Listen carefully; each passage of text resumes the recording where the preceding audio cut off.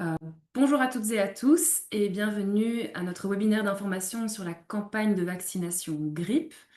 Nous sommes très heureuses de vous accueillir nombreux et nombreuses à ce webinaire. Je m'appelle Margot, je suis chargée de projet dans l'équipe régionale et je traite notamment des questions de prévention et de promotion de la santé.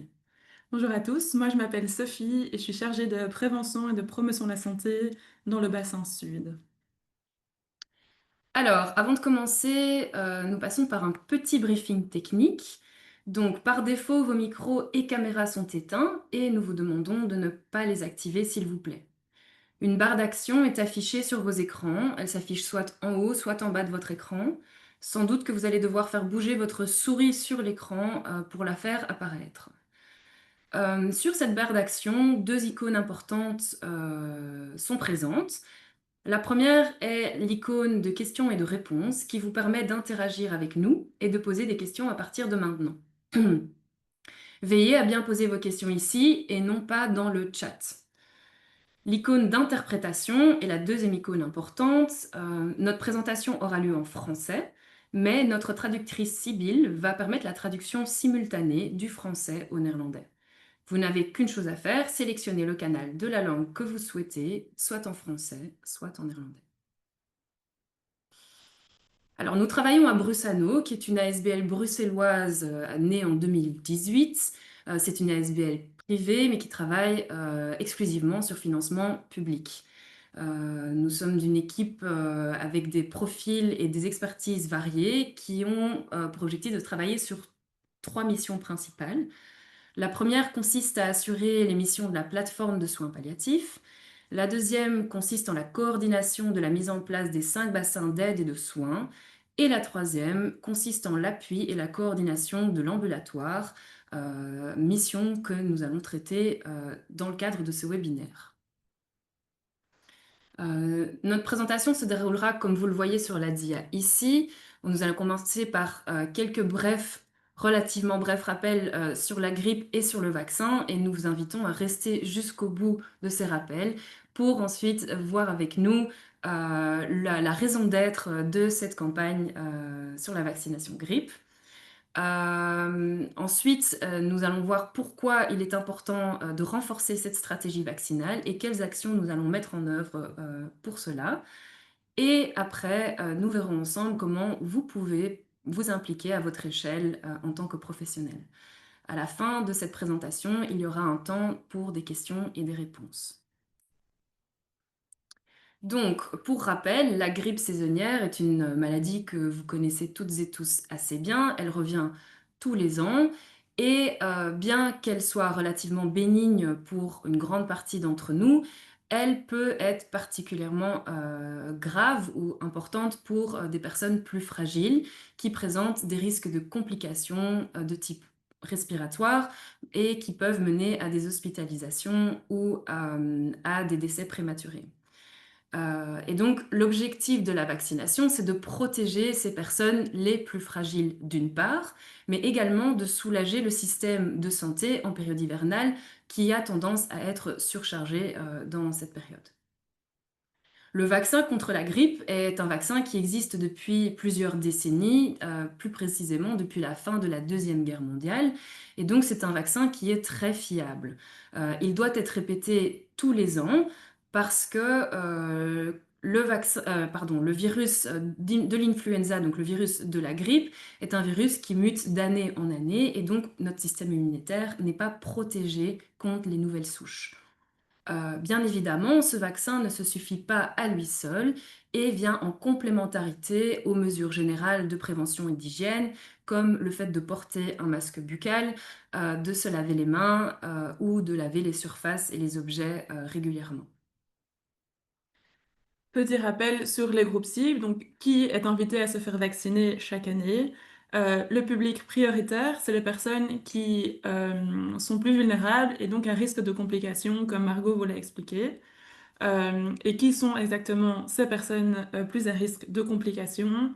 Les personnes âgées de plus de 65 ans, les femmes enceintes également, les personnes porteuses de maladies chroniques comme le diabète, les pathologies cardiaques, excepté l'hypertension, les maladies respiratoires, les affections immunitaires et les personnes avec obésité.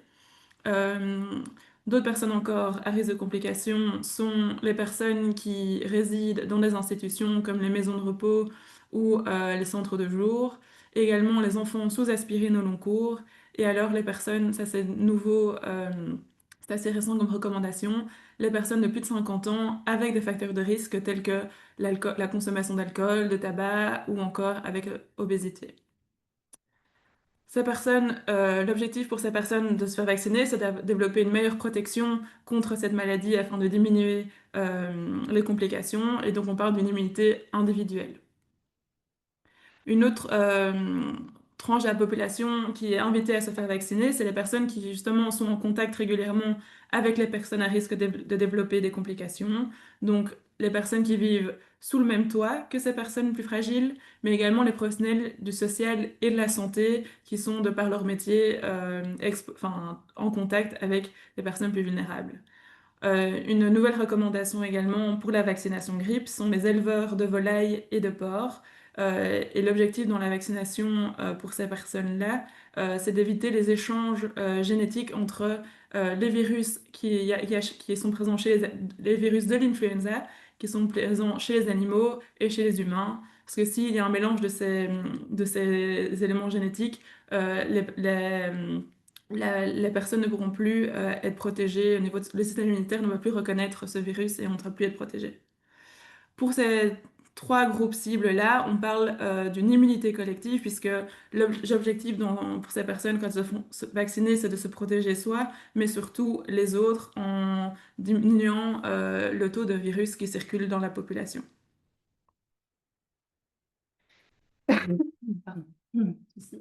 Je vais maintenant essayer de vous donner l'information la plus claire possible par rapport au vaccin en tant que tel. Donc, il existe trois vaccins cette année. Celui qu'on connaît bien, le vaccin standard, mais également deux vaccins renforcés, dont un tout nouveau qui est présent sur le marché, c'est le vaccin à dose standard, mais avec un adjuvant, et le vaccin également à haute dose.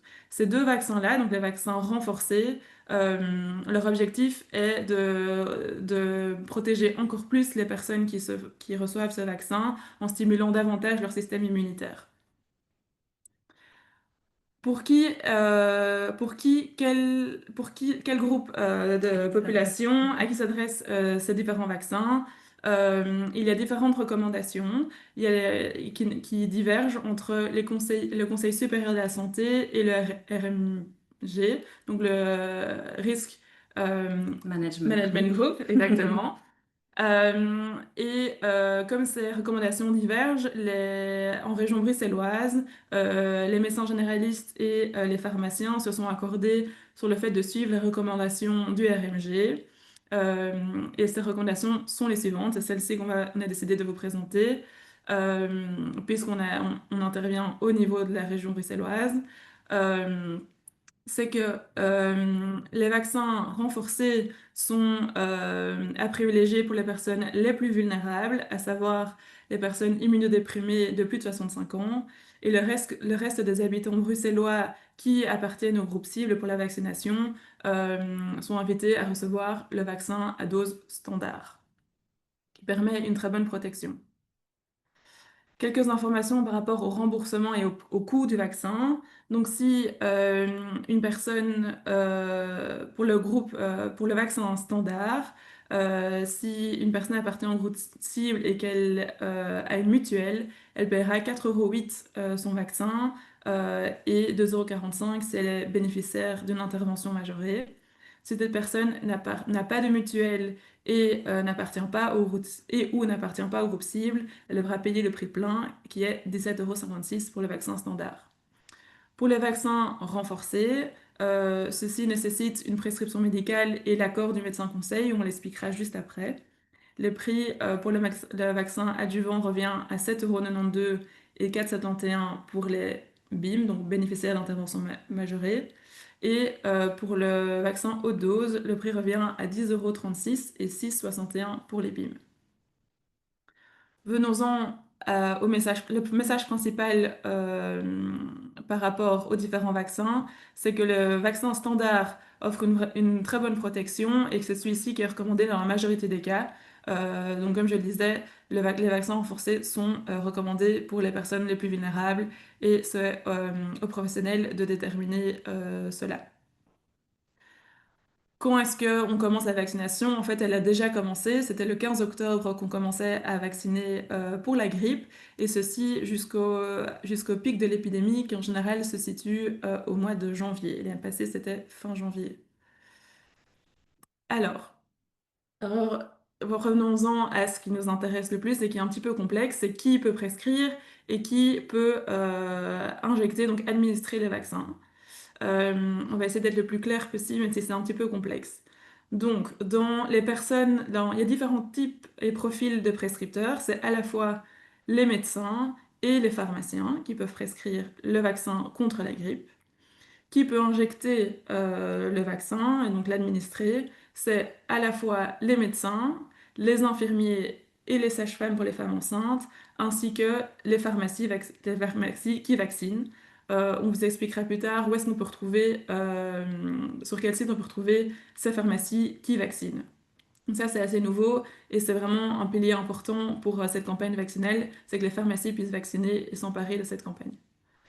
Alors, je vais vous illustrer ce schéma-là par deux cas de figure particulières. Donc, un cas assez classique, Madame Durand appartient au groupe C pour la vaccination standard. Elle se rend soit chez son médecin généraliste, soit chez le pharmacien pour avoir sa prescription. Si elle va chez son médecin généraliste, celui-ci lui prescrit le vaccin contre la grippe standard. Il écrit bien sur sa prescription pour le pharmacien tiers payant applicable pour que la patiente puisse être remboursée. La patiente se rend à la pharmacie, reçoit son vaccin et elle paye le prix avec remboursement. Et là, elle a le choix. Soit elle va chez son médecin, retourne chez son médecin généraliste pour se faire vacciner, soit elle peut le faire sur place chez le médecin, chez le pharmacien, ou encore elle peut demander à l'infirmier à domicile, à l'infirmier ou l'infirmière à domicile de lui administrer le vaccin. Elle pourrait aussi très bien, cette Madame Durand, se rendre directement à la pharmacie, qui lui prescrit son vaccin sans passer par le médecin, et qui administre aussi directement le vaccin, puisqu'ils sont maintenant mandatés pour administrer les vaccins. Ça se corse un peu plus pour les vaccins renforcés, puisque prenons l'exemple de Monsieur Dupont, qui en fait est considéré comme une personne plus vulnérable et qui donc a pour qui il est recommandé d'avoir le vaccin renforcé. Il est conseillé qu'il aille chez son médecin traitant, euh, puisque seul lui est habilité à le prescrire et que ce soit remboursé par la mutuelle. Euh, mais la pharmacie peut aussi très bien le prescrire, mais alors Monsieur Dupont ne sera pas remboursé pour ce vaccin.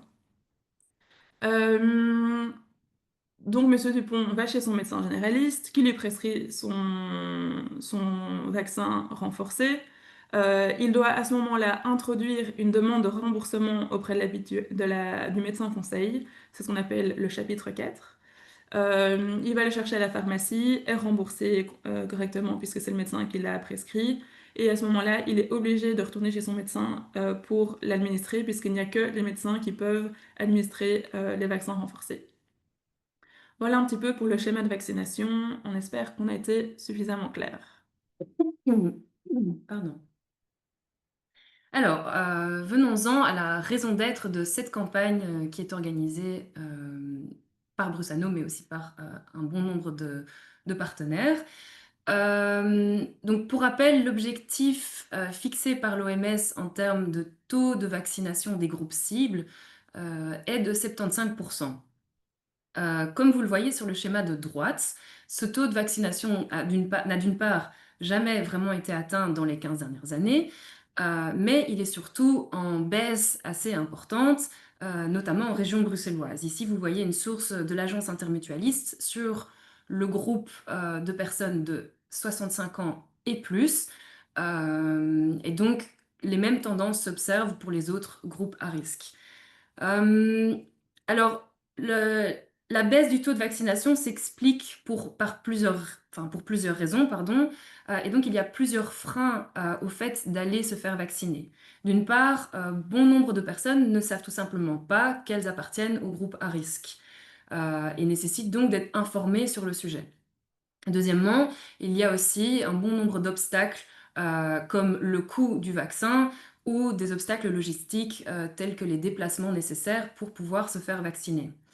Et par ailleurs, le phénomène d'hésitation vaccinale dont vous avez certainement entendu parler est en forte augmentation, avec donc notamment des questions de méfiance par rapport au système, et d'expériences passées qui ont pu être négatives et vont influencer la perception que la personne a par rapport au vaccin actuel. Ceci, c'est une première observation et une première motivation pour réaliser et mettre en œuvre la campagne de vaccination. La deuxième raison est liée au schéma que vous voyez sur votre gauche. C'est un schéma qui a été partagé pardon, par les mutualités libres et qui décrit ce qu'on appelle le gradient social dans la vaccination grippe en Belgique en 2024.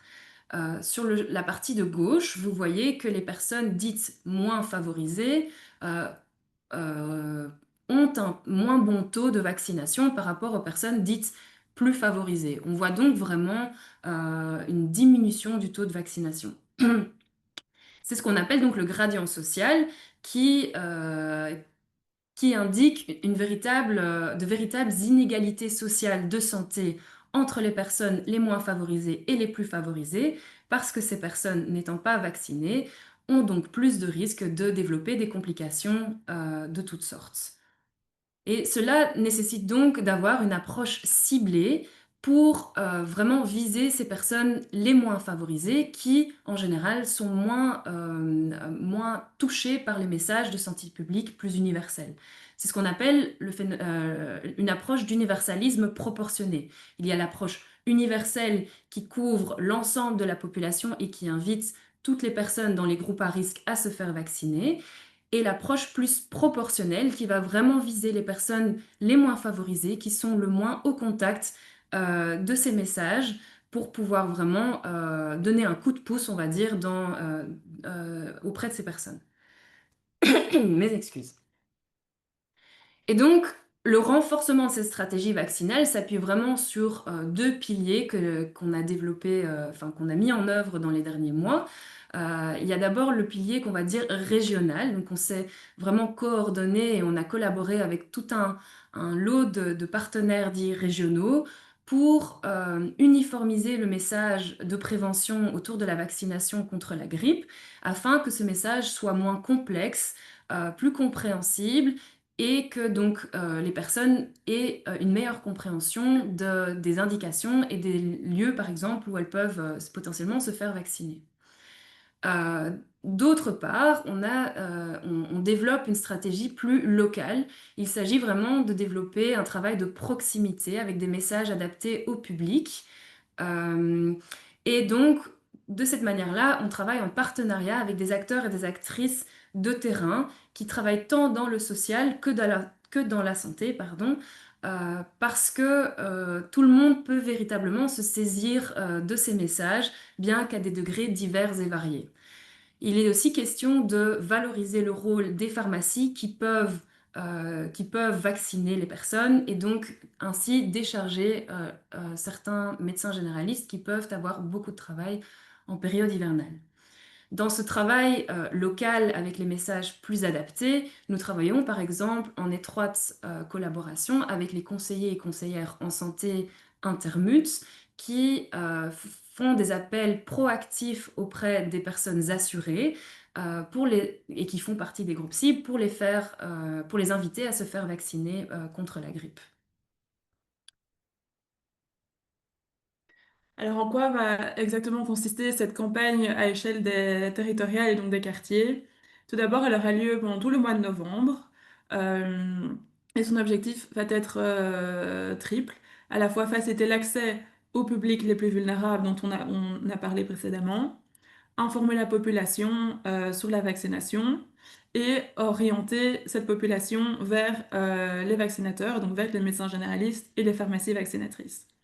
Enfin, nous viendrons en soutien et aux professionnels du social et de la santé pour que les professionnels puissent s'emparer de cette campagne en leur fournissant des informations fiables, homogènes et en leur apportant du matériel de campagne pour leurs différents publics. Cette campagne se déploiera dans toute la région bruxelloise et elle aura lieu dans différents quartiers qui ont été sélectionnés selon différents indicateurs. Voilà les quartiers qui ont été sélectionnés. Donc il y en a un par bassin pour cette première campagne de vaccination grippe. Euh, la sélection se fait sur base de critères à la fois de vulnérabilité par rapport à la grippe spécifiquement, à savoir les taux de diabète ou les taux de personnes de plus de 65 ans dans ces différents quartiers, mais également sur base de facteurs de vulnérabilité socio-économiques tels que le taux de chômage et d'incapacité, afin de tenter de pallier à ces inégalités sociales de santé. On s'est également concentré sur les indicateurs de vulnérabilité systémique, puisqu'on s'est également basé sur les niveaux de pénurie des médecins généralistes dans ces différents quartiers. Enfin, un des critères qui nous a permis de sélectionner ces quartiers est l'opportunité de collaboration locale et de renforcement du maillage social et sanitaire. Vous pouvez jeter un coup d'œil sur ces différents quartiers. Au nord, c'est le quartier Mbeek. Au bassin centre-ouest, le quartier Martens. Dans le bassin sud-est, c'est le quartier Brabant.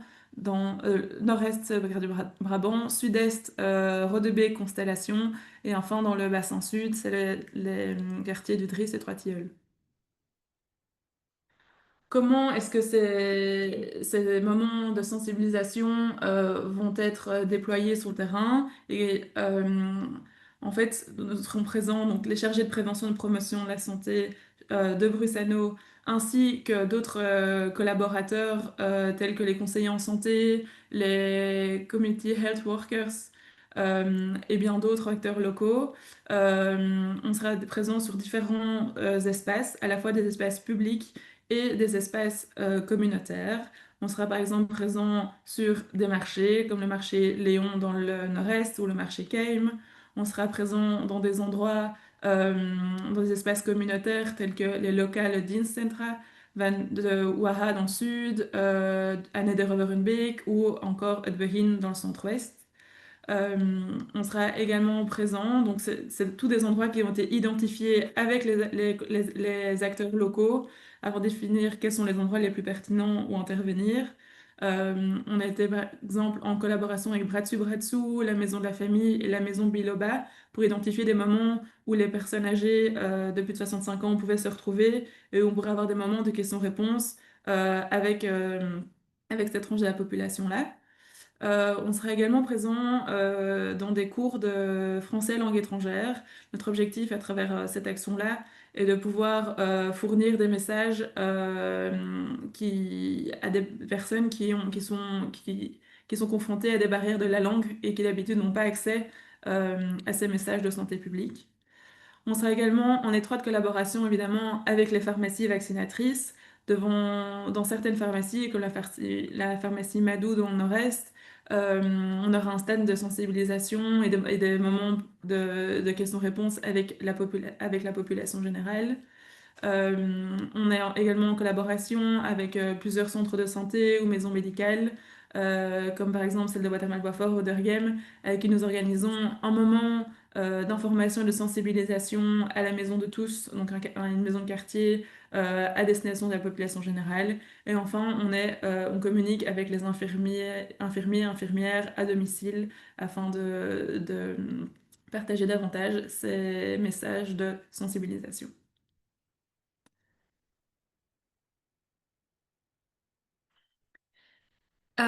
Donc, il s'agit de la première campagne de prévention au sens large que nous déployons à Brussano.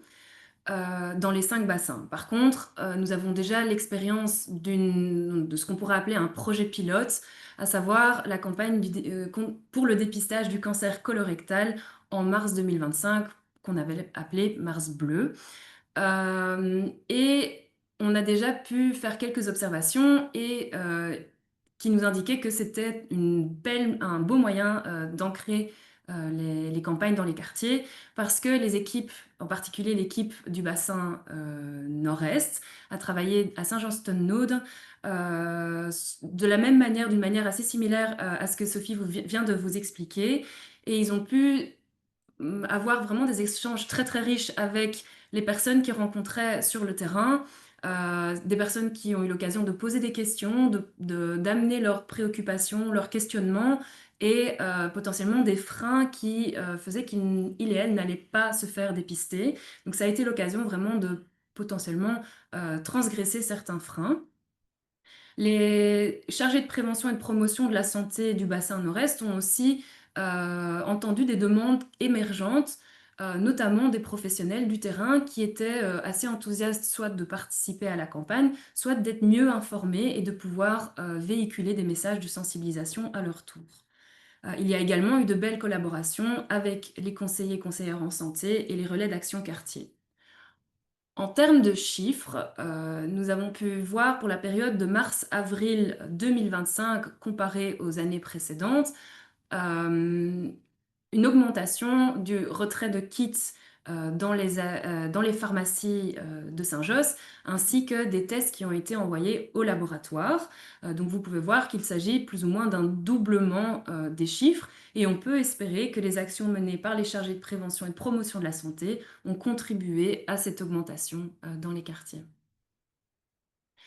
Alors, comment pouvez-vous vous impliquer à votre échelle en tant que professionnel du social et de la santé? Eh bien, tout simplement en vous informant pour commencer. Et donc, ça commence par ce Mmh. webinaire et on vous remercie déjà d'en faire partie. Par ailleurs, nous avons mis à votre disposition quelques outils, quelques ressources qui pourraient vous aider à aller plus loin dans cette dans cette manière de vous informer. En premier lieu, nous avons publié ce qu'on appelle une info prévention santé. C'est une publication mensuelle. Excusez-moi, je vais boire un petit peu. Mm. Donc, je disais que nous avons l'info prévention santé, qui est une publication mensuelle. Celle du mois de septembre portait sur la question de la vaccination et notamment la vaccination contre la grippe.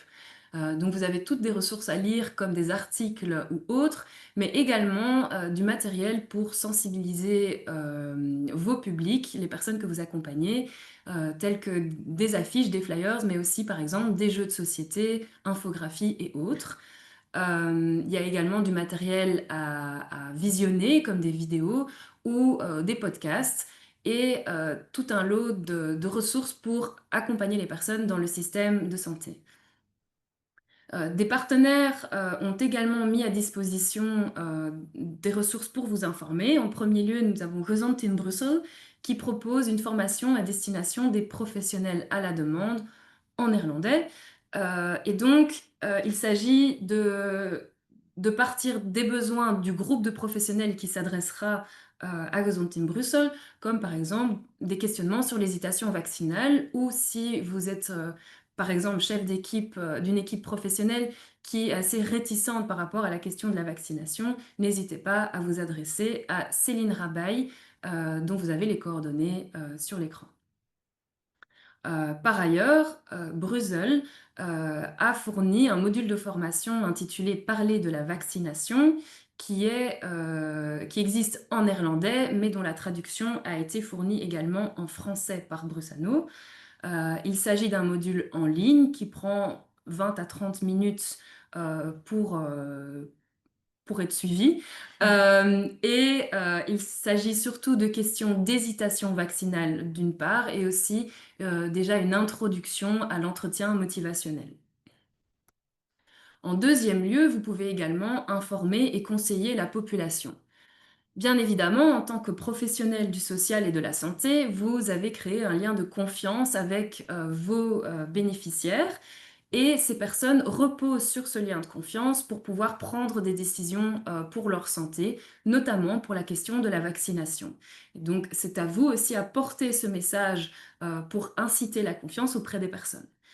Par ailleurs, si vous n'êtes pas mandaté pour vacciner, vous pouvez par contre référer les personnes vers leur médecin généraliste ou vers leur pharmacie habituelle si elles vaccinent ou une autre pharmacie vaccinatrice. Vous pouvez cliquer sur le lien sur l'écran, quand les dias vous seront partagés, mais donc ce lien-là vous permet de filtrer par commune les pharmacies qui sont à disposition pour la vaccination.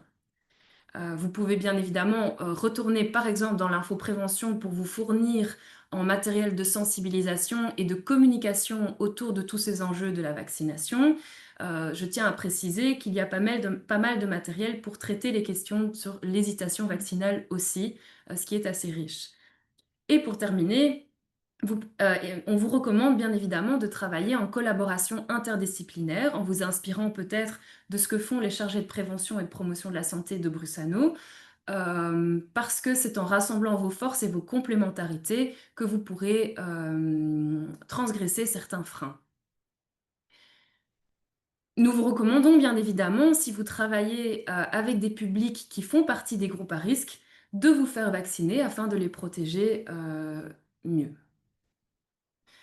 Alors, pour exemple, comme matériel de campagne, voici ce qu'utilisent nos équipes sur le territoire. En premier lieu, ils et elles sont invités à se nourrir du matériel des infos prévention santé sur la vaccination. Ils et elles afficheront également les affiches qui ont été créées par Vivalis et qui existent, comme vous le voyez en bas de page, dans un lot important de langues afin de transgresser cette barrière de langue avec certaines personnes. Le numéro 3 indique un flyer français et néerlandais qui contient aussi des images afin d'avoir une communication plus accessible avec les personnes. Ce flyer est d'un format un peu plus petit et permet d'adresser les personnes directement, par exemple, sur la voie publique. Et en quatrième lieu, vous voyez des fiches narratives qui ont été créées par la région flamande, mais qui existent aussi dans un lot assez important de langues et qui vous permettront d'avoir vraiment des discussions plus approfondies, mais de manière accessible avec les personnes que vous accompagnez. Euh, Ensuite, et pour finir, Brussano met à disposition son helpdesk qui existe déjà dans les 5 bassins et vous êtes bien évidemment invité à contacter le helpdesk du bassin dans lequel vous travaillez au numéro indiqué ou à l'adresse mail si vous avez des questions plus précises sur la campagne de vaccination ou si vous souhaitez vous impliquer de manière plus approfondie. Voici donc les ressources qu'on vous partagera en fin de présentation. Ces ressources seront envoyées par mail. Donc la présentation en entier sera envoyée par mail et vous aurez également une rediffusion de notre présentation. Nous vous remercions pour votre attention et si vous avez des questions, nous sommes à disposition pour y répondre. Merci beaucoup. Alors, Alors, on voit comme première question, où pourrait-on trouver les informations sur les différentes actions qui seront menées sur le terrain? alors, on pourra retrouver toutes ces actions-là sur les différents sites des bassins. Vous pouvez également nous contacter par le helpdesk si vous avez des questions par rapport à ces actions qui sont menées. Mais donc, elles sont toutes reprises sur la page des différents bassins. Et celles-ci seront publiées bientôt. Pour le moment, elles n'existent pas. Tout à Vous fait. serez informé par rapport à Ouais. ça. Ensuite, je n'ai pas trop compris pour les CPPS, donc les chargés de prévention et promotion de la santé. Pouvez-vous réexpliquer qui ils et elles sont et leur mission sur le terrain? Merci. Ouais.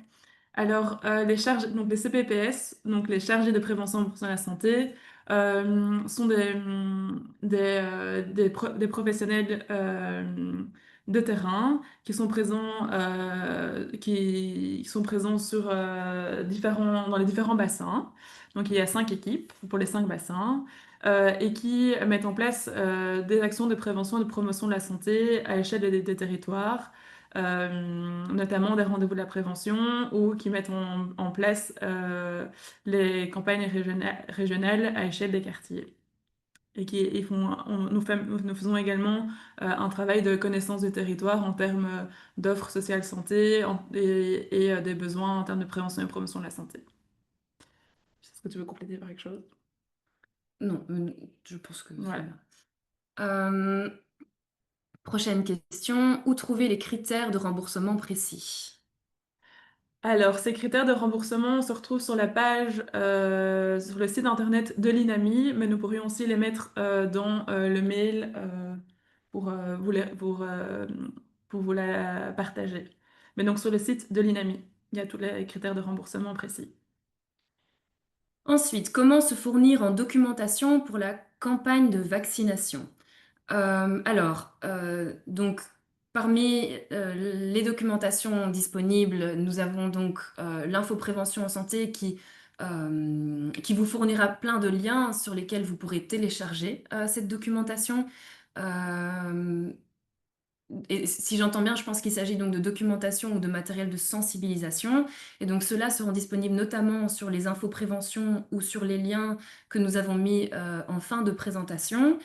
Euh, Vous pouvez aussi vous adresser dans les bureaux des bassins. Donc, les adresses sont disponibles sur les sites internet.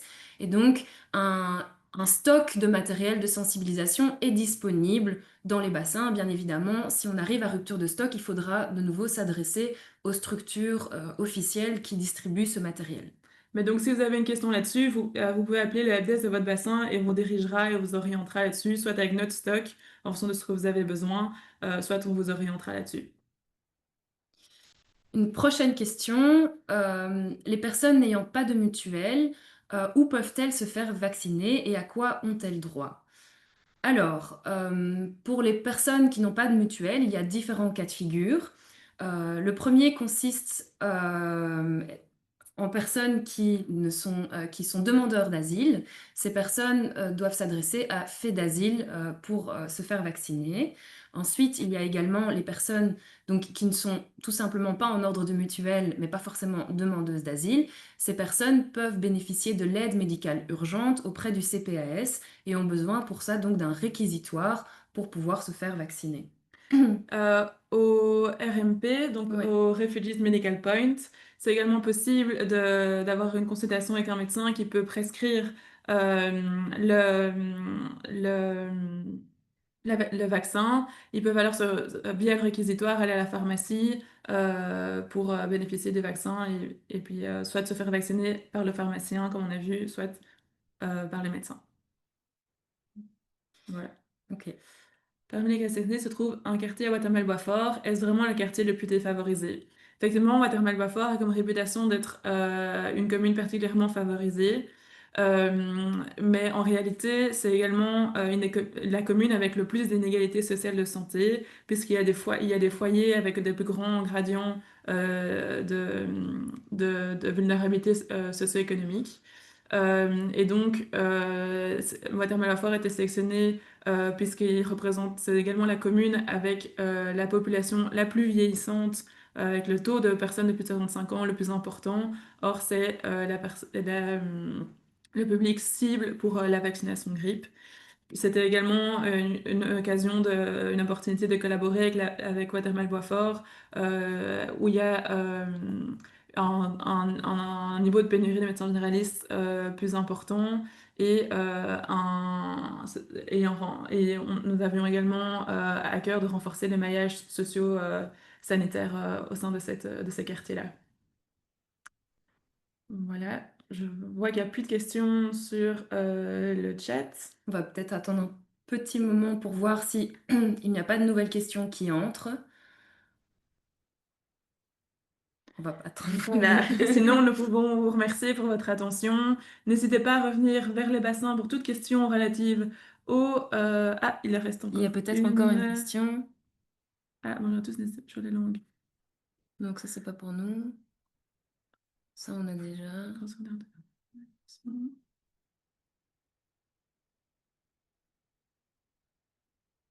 Non, j'ai l'impression que ça a été répondu déjà. Ok, super. Ok, Mais super. donc, nous vous remercions pour votre attention. Et alors, comme je le disais, n'hésitez pas à revenir vers nous via le numéro de téléphone des bassins ou notre adresse mail. Si vous avez toute question sur la campagne, sur, la vaccination. On fera un plaisir d'y répondre, ensemble et si vous voulez collaborer encore à cette campagne, c'est possible si vous travaillez dans les quartiers qui ont été sélectionnés ou un tout petit peu aux alentours et on verra ce qui est possible de mettre en place. Merci à tout le monde, d'avoir participé à ce webinaire, et on vous souhaite une bonne journée à toutes et à tous. Merci beaucoup.